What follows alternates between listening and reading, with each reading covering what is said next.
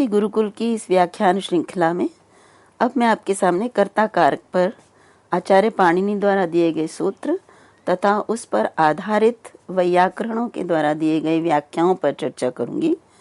तो वो सूत्र है स्वतंत्रः कर्ता। अब स्वतंत्रः कर्ता की वृत्ति यदि हम देखें तो वृत्ति है क्रियायाम स्वातंत्र्येण विवक्षितोऽर्थः कर्ता। इसमें कहा कि क्रियायाम, क्रिया की सिद्धि में स्वातंत्र्येण, स्वतंत्र रूप से जिस अर्थ को, जिस बात को, जिसको कहने की विवक्षा हो, विवक्षा कहने की इच्छा हो, जिस अर्थ को स्वतंत्र रूप से कहने की इच्छा हो, वही कर्ता कहलाता है। यदि हम इसको और अधिक स्पष्ट करें तो नीचे की पंक्तियों से देखिए, स्व आत्मा तंत्रम प्रधानम अस्य करणादीनां हि परः कर्तैव तंत्रम प्रधानम क्रिया सिद्धौ तेन प्रयोज्यत्वात् कर्ता त्वनन्य प्रयोज्यः।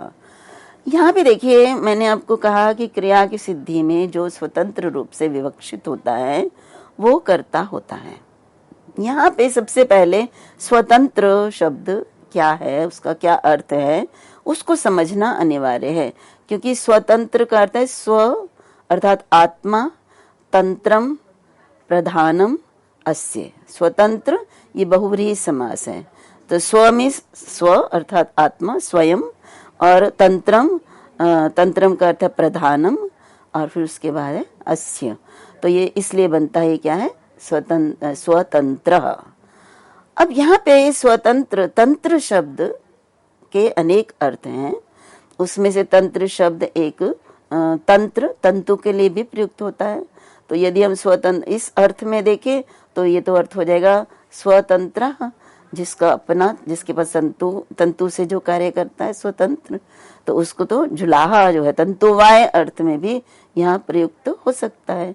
इसी को स्पष्ट करने के लिए वृत्तिकार ने स्वतंत्र, तंत्र शब्द को प्रधान अर्थ में लिया है। तो यहाँ देखिए कहा कि स्व आत्मा तंत्रम, तंत्रम का अर्थ दिया प्रधानम। तो जिसमें स्वयं की प्रधानता हो, तो करण आदि नाम ही परः कर्ता एव तंत्रम प्रधानम। जो करण आदि हैं उनकी अपेक्षा कर्ता ही प्रधान होता है। यद्यपि देखिए कारक में, वाक्य में अन्य कारक भी सहायक होते हैं, केवल कर्ता नहीं होता, उसमें तो करण भी होता है, संप्रदान भी होता है, अपादान भी होता है। ये एक पारिभाषिक शब्द हैं कारक के, ये जिनके विषय में हम आगे पढ़ेंगे। लेकिन यहाँ एक वाक्य में ये सब भी होते हैं। ये संबंध, इस प्रकार के संबंधों से इनके नाम पड़े हैं। तो इसलिए कहा कि यद्यपि इसमें अपादान आदि या करण आदि भी कारक प्रयुक्त होते हैं, लेकिन जो कर्ता है वो स्वयं प्रधान होता है, उसे किसी की सहायता की आवश्यकता नहीं होती है। इसलिए कहा कि कर्ता स्वतंत्र होता है। वह कारक जो स्वतंत्र होगा क्रिया की सिद्धि में, वो क्या कहलाता है, कर्ता कारक कहलाता है। आगे कहा क्यों स्वतंत्र है, कहाँ स्वतंत्र है, तो क्रिया सिद्धौ तेन प्रयोज्यत्वात्, अर्थात क्रिया की सिद्धि में वो तेन प्रयोज्यत्वात्, वो ही सबको प्रयोजित करता है। कर्ता तो अनन्य प्रयोज्य है, लेकिन कर्ता को कोई अन्य प्रयोजित नहीं करता है। कर्ता को किसी अन्य की सहायता की आवश्यकता नहीं होती है, जबकि करण आदि कर्ता को प्रयोजित करने वाला कर्ता ही होता है। इसीलिए कर्ता को स्वतंत्र कहा जाता है। तो स्वतंत्र इत्युच्यते। अब यहाँ पे देखिए आपके सामने कुछ और हेलाराज, जो कि आचार्य भर्तृहरि की वाक्यपदीय के तृतीय कांड के टीकाकार हैं, उन्होंने भी वाक्यपदीय के उसमें कारिकाओं पर चर्चा करते हुए इस विषय में कहा। तो इसमें कहा पूर्वमेव शक्तिमान स्वतंत्र, अर्थात जो पहले ही स्वयं शक्तिमान हो, उसे अन्य कारकों से शक्ति प्राप्त करने की, सामर्थ्य प्राप्त करने की आवश्यकता नहीं होती है, स्वयं ही वो परिपूर्ण होता है क्रिया की सिद्धि में। अब कहा करण आदि नाम कर्तृविनियोगादेव स्वव्यापारे स्वातंत्र्यम न त्वन्यतः। तो यहाँ पे एक प्रश्न तो हो सकता है ना कि अकेला कर्ता क्रिया को संपन्न कैसे कर सकता है। मान लीजिए हमने अभी कहा कि राम ने रावण को बाण से मारा, तो राम, यद्यपि राम है, मारना क्रिया को करने वाले हैं कर्ता के रूप में, परंतु जब तक बाण नहीं होंगे, साधन नहीं होगा, और या फिर जिसको मारा जाता है वो नहीं होगा, तो क्रिया संपन्न नहीं होगी। ये प्रश्न हमारे सामने उपस्थित होता है। तो फिर हमने ये क्यों कहा कि कर्ता ही क्रिया की सिद्धि में जो है प्रमुख रूप से प्रधान होता है। तो यहाँ इसी को स्पष्ट करते हुए कहा कि कर्ण आदि नाम कर्तृविनियोगादेव स्व व्यापारे स्वातंत्र्यम। कर्ण आदि भी स्वतंत्र हैं, क्रिया सिद्धि कर सकते हैं, वो करते हैं, सहायक हैं, लेकिन उनको विनियोजित करने वाला, उनको उस क्रिया में प्रयुक्त करने वाला तो कर्ता ही है। कर्ता ही, कर्तृविनियोगात्, कर्ता का ही विनियोग है कि वो अपने व्यापार में स्वतंत्र होते हैं, न तो अन्यतः स्वयं नहीं होगे। बाण अपने आप तो कहाँ चलेगा, बाण अपने आप चल के रावण या किसी जिसको भी मारना है उस तक नहीं पहुंचेगा, कर्ता ही उसको विनियुक्त करता है, तभी वो उसका क्रिया को करने में संपन्न होते हैं। कर्ता तो फलार्थम ही माना, स्वयं व्यापार माना। कर्ता जो है फल की इच्छा करता हुआ स्वयं ही व्यापारवान होता है। तो यहाँ पे प्रविवेके च दर्शनात्, ये एक पंक्ति वाक्यपदीय में इस कर्म कारक के, इस करण कारक के संबंध में जो, या कर्ता कारक के संबंध में ये दी है, उसी को आगे उन्होंने स्पष्ट किया है। उसी के आधार पे हिलाराज ने कर्ता कारक को स्पष्ट करते हुए कहा कि कारकांतराणाम अभावे दृश्यन्ते कर्ता तद यथा अस्ति भवति विद्यते। अर्थात कारकांतराणाम अभावे, यहाँ पे कारकांतराणाम अभावे अर्थात यदि अन्य कारक नहीं भी हैं, किसी वाक्य में अन्य कारक नहीं है, परंतु दृश्यते कर्ता, लेकिन कर्ता तो वाक्य में दिखाई ही देता है। जैसे देखिए हम कहते हैं अस्ति भवति विद्यते, ये भी एक वाक्य है। यदि भर्तृहरि का वाक्यपदी को देखें तो वाक्य के 8 लक्षणों में एक लक्षण ये भी है, आख्यात शब्द। अर्थात आख्यात शब्द भी अपने आप में पूरी बात को स्पष्ट करता है, पूरे वाक्य के अर्थ को स्पष्ट करता है। जैसे अस्ति भवति विद्यते, तो यहाँ पे और अन्य कोई कारक ना भी हो, इसमें कर्ता जो है उसका अंतर्भाव वो जरूर दिखाई देगा। जैसे हम अस्ति कहते हैं कि कोई ना कोई कर्ता, या भवति कहते हैं तो कोई ना कोई कर्ता, और विद्यति हमें कोई ना कोई कर्ता जो है हमारे सामने जरूर उपस्थित होता है। तो इसीलिए कहा कि प्रविवेके च दर्शनात्, प्रविवेके अर्थात अन्य कारक नहीं है लेकिन कर्ता फिर भी विद्यमान रहता है। इसी प्रकार से महाभाष्यकार ने भी कर्ता कारक के संबंध में कहा, यत् सर्वेषु साधनेषु सन्निहितेषु कर्ता प्रवर्तयिता भवति। यही बात कि अन्य साधन सन्निहित होने पर भी, अन्य साधन कारक का ही दूसरा नाम है, लेकिन कर्ता ही ऐसा है जो उन सबको प्रवर्तित करता है, इसलिए कर्ता को स्वतंत्र कर्ता कहा गया। शब्द कौस्तुभकार ने भी कर्ता कारक को स्पष्ट करते हुए कहा, धातु पात व्यापाराश्रयत्वम स्वातंत्र्यम। उन्होंने स्वतंत्र का अर्थ बताते हुए कहा कि स्वतंत्रता क्या होती है, धातु पात, धातु के द्वारा जो व्यापार, अब धातु से क्या अर्थ प्राप्त होता है, व्यापार, जो भी कार्य किया जाना उसका आश्रय जो भी होता है वो स्वातंत्र्यम, वो स्वतंत्र होता है।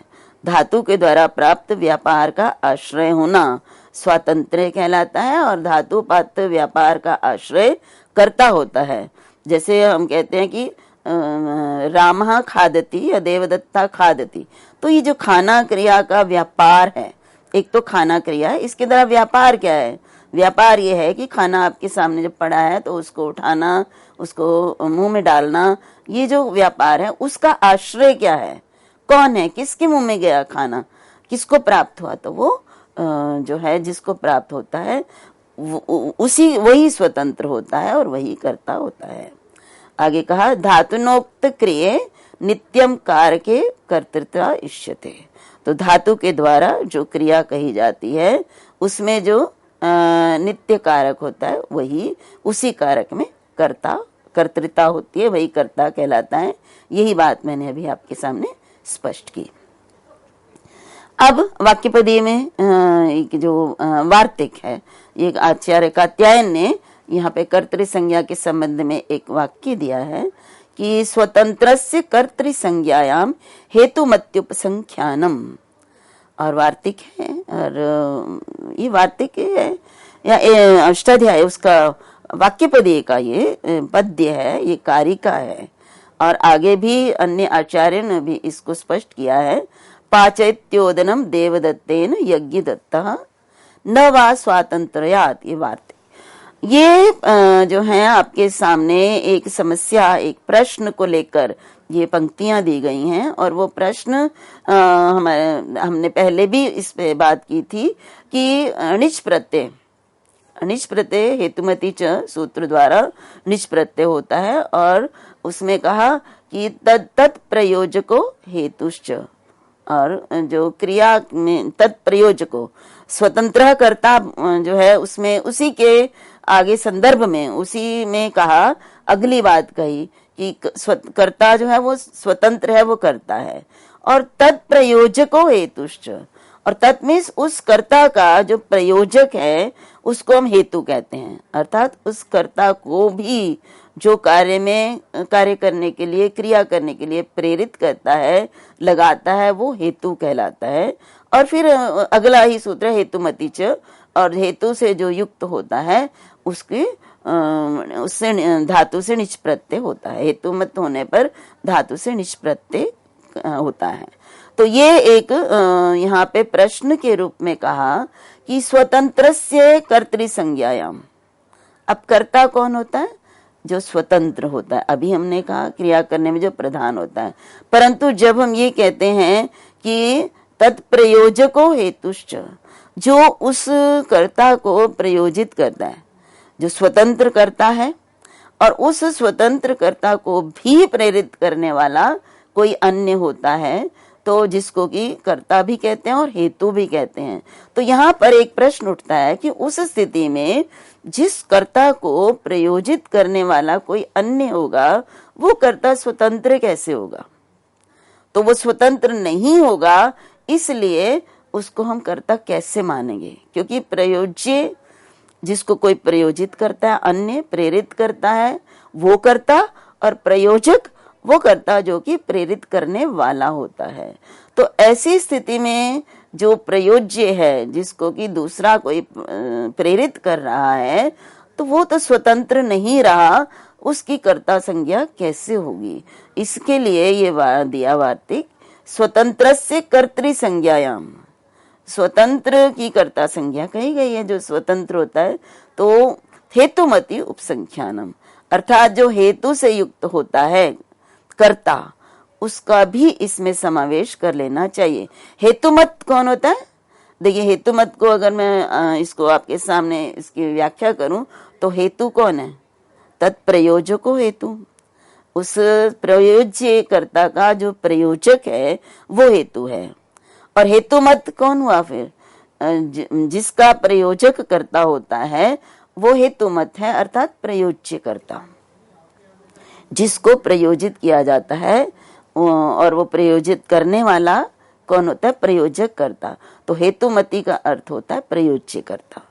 तो यहाँ पे कहा कि जो प्रयोज्य कर्ता है उसमें भी उसको भी कर्ता मानना चाहिए। यद्यपि स्वतंत्र कर्ता सूत्र के अनुसार यहाँ पे जो प्रयोज्य कर्ता है वो कर्ता नहीं माना जाएगा, क्योंकि वो स्वतंत्र अब नहीं रहा।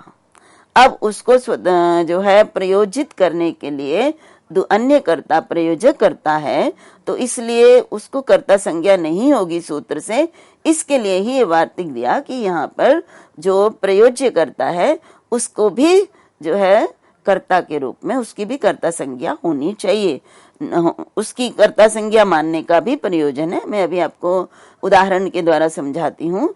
उदाहरण है पाचयत्योदनम देवदत्तेन यज्ञ दत्तः। तो यहाँ पे देखिए ये निजंत प्रयोग है, प्रेरणा अर्थ में है, जिसका अनिजंत यदि हम वाक्य देखें तो है कि देवदत्तः ओदनम पचति। और अगर देवदत्त को कोई अन्य यज्ञदत्त नाम का व्यक्ति ओदन पकाने के लिए प्रेरित करता है, तो यहाँ पे प्रेरक करता या प्रयोजक करता जो है वो यज्ञदत्त है। पूर्व जो आणिजंत अवस्था में जो वाक्य था उसमें देवदत्त स्वतंत्र करता था, जो है ओदन को पकाना रूपी जो क्रिया है उसमें देवदत्त ही प्रधान था स्वयं, तो वहां तो इसकी कर्ता संज्ञा हो जाती है। परंतु जब हम कहते हैं कि देवदत्त ओदन नहीं पकाता स्वयं, अपितु यज्ञदत्त उसको ओदन पकाने की प्रेरणा देता है, तो यहाँ पर अब जो देवदत्त है वो तो कर्ता नहीं रहा, क्योंकि अब वो स्वतंत्र नहीं है, अब उसको यज्ञदत्त प्रेरित कर रहा है। तो इसी के लिए कि देवदत्त की भी कर्ता संज्ञा हो जाए, वह जो पूर्व की पंक्तियां मैंने आपके सामने रखी, उन पंक्तियों के कारण ही फलस्वरूप ही ये प्रयोज्य कर्ता जो देवदत्त है उसकी भी कर्ता संज्ञा होती है। क्योंकि यदि उसकी कर्ता संज्ञा नहीं होती तो कर्तृकरणयोस् तृतीया सूत्र द्वारा यहाँ देवदत्त से तृतीया विभक्ति का प्रयोग नहीं हो सकता था। फिर इसी में आगे देखिए ये भी कहा कि न वा स्वातंत्र्यात्, ऐसा नहीं है, इसकी आवश्यकता नहीं है अलग से इसका उपसंख्यान करने की, इसकी कर्तृ संज्ञा करने की, क्योंकि वो स्वतंत्र ही है। अब प्रयोज्य कर्ता स्वयं ही स्वतंत्र है। ये किस प्रकार से हम कहेंगे? इसका अर्थ है कि यदि वो स्वतंत्र नहीं है तो वो कार्य नहीं करेगा। देखिए वो इसका मतलब तो ये, यदि हम कहते हैं कि देवदत्त स्वतंत्र नहीं है, यज्ञदत्त उसको कार्य करने के लिए प्रेरित करता है, तो इसका मतलब है कि बिना कहे वो कार्य करता है। ऐसा कभी नहीं होता है। देवदत्त तभी कार्य करता है यज्ञदत्त के कहने पे जब उसके अंदर स्वयं कार्य की करने की इच्छा होती है। तो इसलिए यहाँ पर ये कहा कि नहीं, हम ये नहीं कह सकते देवदत्त स्वतंत्र नहीं है, अपितु देवदत्त स्वतंत्र है, तभी यज्ञदत्त के कहने पर वो ओदन पकाता है, अन्यथा बिना कहे वो नहीं बनाएगा। तो इस प्रकार से कर्ता के विषय में हमने आपके सामने रखा कि कर्ता वो होता है जो स्वयं अकेला ही प्रधान रूप से कार्य करता है। ये बात है कि बिना अन्य की सहायता से नहीं होता है, तो क्योंकि यही कर्ता ही उनको क्रिया के कार्य में प्रयोजित करता है, नियुक्त करता है, इसलिए जो है स्वतंत्र कर्ता का। अब कर्ता कारक के बाद एक दूसरा कारक आपके सामने है करण कारक। तो अब करण कारक जो है वाक्य में करण कारक किस प्रकार से पदों में परस्पर संबंध स्थापित करता है और कैसा संबंध होने पर हम उसे करण कारक कहेंगे, तो इसके लिए आचार्य पाणिनि का सूत्र है आपके सामने, साधक तमम करणम। ये देखिए वाक्यों के संबंध में ही हम कर रहे हैं कि वाक्य में पद अकेले किसी भी अर्थ को नहीं दे सकते जब तक उनका परस्पर संबंध ना हो और जब तक वो क्रिया के करने में उनका योगदान ना हो। क्रिया के कारक जब तक नहीं होते हैं, क्रिया को किसी ना किसी रूप में संपन्न करने में सहायक नहीं होते हैं। तो अब करण कारक क्रिया की सिद्धि में किस प्रकार से सहायक होता है और फिर उसको हम कारक कहते हैं, उसके लिए सूत्र है साधक तमम करणम। साधक से तमम प्रत्यय लगकर, तम प्रत्यय लगकर साधक तमम बनता है और करणम करण कारक है। इसकी वृत्ति की तरफ अगर हम देखते हैं तो वृत्ति है क्रिया सिद्धौ प्रकृष्टोपकारकम कर्ण संज्ञम स्यात्। अब कर्ण कारक क्या होता है कि क्रिया सिद्धौ, क्रिया की सिद्धि में प्रकृष्ट, प्रकृष्ट में जो सबसे अधिक उपकारक हो, उपकार करता हो, सहायता करता हो, उस कारक की कर्ण संज्ञा होती है। तो कर्ण कारक संज्ञा होता है क्रिया की सिद्धि में सहायता देना। प्रश्न है, सभी कारक क्रिया की सिद्धि में सहायक होते हैं, लेकिन सभी तो कर्ण कारक नहीं कहलाते हैं। तो कर्ण कारक कहलाने के लिए कहा कि जो सबसे अधिक उपकारी होता है, सबसे अधिक कार्य करता है क्रिया की सिद्धि के लिए, उसी को हम कर्ण कारक कहते हैं। अब यहाँ पर एक प्रश्न उठाया गया है और वो वाक्यपदीयकार ने भी महाभाष्य में भी और भट्टोजी दीक्षित ने शब्द कौस्तुभ में भी इस प्रश्न पर चर्चा की है, जिस पर हम यहाँ पर आपके सामने, और यहाँ पे वृत्ति में भी कहा तमपग्रहणम किम गंगायाम घोषः। इस प्रश्न पर मैं आपके सामने बाद में चर्चा करूंगी। सबसे पहले साधक तमम करणम की जो व्याख्या की गई है अलग अलग आचार्यों के द्वारा, उस पर हम चर्चा करेंगे। तो देखिए, भर्तृहरि ने वाक्यपदीय के 3 अध्याय के कारिका में इस करण कारक को स्पष्ट करते हुए कहा, क्रियाया परिनिष्पत्तिर यद व्यापारादनंतरम विवक्ष्यते यदा तत्र करणत्वम तदा स्मृतम। बहुत सुंदर उन्होंने परिभाषा दी है करण कारक की। कहा कि क्रियाया परिनिष्पत्तिर यद व्यापाराद अनंतरम, यद व्यापार अनंतरम, जिसके व्यापार के अनंतर क्रियाया परिनिष्पत्ति, क्रिया की परिनिष्पत्ति विवक्ष्यते, क्रिया की परिनिष्पत्ति मीन्स क्रिया की संपन्नता, विवक्ष्यते कहने की इच्छा होती है, तदा करणत्वम स्मृतम, तो तत्र उस समय वहां पर वो करण कहलाता है। यदा को पहले लेंगे, यदा क्रियाया यद व्यापार अनंतरम, क्रिया के जिस व्यापार के अनंतर जो है क्रिया की परिनिष्पत्ति, क्रिया की निष्पत्ति, क्रिया की संपन्न हो जाती है क्रिया, तो वहां पर उस समय वो करण कहलाता है। तो जब हम इसकी इस सूत्र को इस कारिका को समझते हैं, तो इस कारिका से ये अर्थ होता है कि जो है ये कारक विवक्षा पर निर्भर होते हैं, कहने वाले की इच्छा पर निर्भर होते हैं। इसलिए इस कारिका में विवक्ष्यते शब्द का प्रयोग किया गया है, क्योंकि वक्ता यदि किसी को करण के रूप में प्रयोग करना चाहता है वाक्य में, वो उसकी इच्छा है। यदि वो करण के रूप में नहीं करना चाहता, वो भी उसकी इच्छा के रूप में है। लेकिन कहा कि जब जो है उसको इस प्रकार की स्थिति होती है जिसके व्यापार के अनंतर ही क्रिया निष्पन्न हो जाती है, तो वहां पर उसको वो करण के रूप में कहना चाहता है, और इसलिए वो करण कारक कहलाता है। अब यहाँ पे देखिए, आगे इसी को स्पष्ट करने के लिए उदाहरण दिया, तद यथा, ये हिलाराज ने दिया इसको स्पष्ट करते हुए, छेदने दात्रम अनुपृष्य छेद्यम अवयव विभागम साधयत प्रकृष्ट उपकारताम आसादयत्यधिकरणादि कारकांतरेभ्य।